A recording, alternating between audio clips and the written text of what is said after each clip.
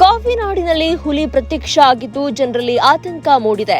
ಮಲ್ಲಂದೂರು ಸಮೀಪದ ಮೇಲುಹೊಲದ ಗದ್ದೆಯಲ್ಲಿ ಬೃಹತ್ ಹುಲಿಯೊಂದು ಪ್ರತ್ಯಕ್ಷವಾಗಿದೆ. ಕವಿಕಲ್ ಮಠದ ರಸ್ತೆಯಲ್ಲಿ ನಿನ್ನೆ ಸಂಜೆ ಹುಲಿ ಸಂಚಾರ ಕಂಡುಬಂದಿದೆ. ಸನ್ಸೆಟ್ ವೀಕ್ಷಣೆಗೆ ಬಂದಿದ್ದಂತಹ ಪ್ರವಾಸಿಗರಿಗೆ ಹುಲಿಯ ದರ್ಶನ ಆಗಿದೆ.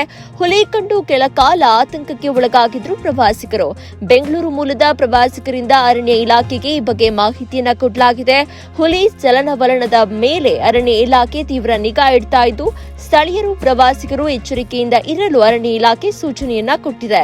ಪ್ರವಾಸಿ ತಾಣಗಳಲ್ಲಿ ಸುರಕ್ಷತಾ ಕ್ರಮ ಹೆಚ್ಚಿಸಲು ಒತ್ತಾಯವನ್ನ ಮಾಡಿದ್ದು, ಹುಲಿ ಸಂಚಾರ ಹಿನ್ನೆಲೆ ಅರಣ್ಯ ಇಲಾಖೆ ಕಟ್ಟೆಚ್ಚರವನ್ನ ವಹಿಸಿದೆ.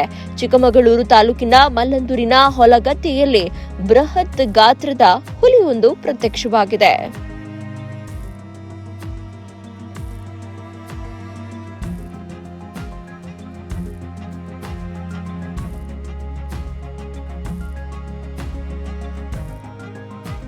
ನೀವು ಸಣ್ಣ ಆಗ್ಬೇಕಲ್ವಾ? ಅದು ಒಂದು ಉತ್ತಮ ಆಹಾರದಿಂದ ಸಣ್ಣ ಆಗ್ಬೇಕಲ್ವಾ? ಪ್ರತಿದಿನ ನಮ್ಮ ಜೀನಿ ಸ್ಲಿಮ್ ನ ಯೂಸ್ ಮಾಡಿ ಯಾವುದೇ ಸೈಡ್ ಎಫೆಕ್ಟ್ ಇಲ್ದಂಗೆ ನೀವು ಸಣ್ಣ ಆಗ್ತೀರಾ.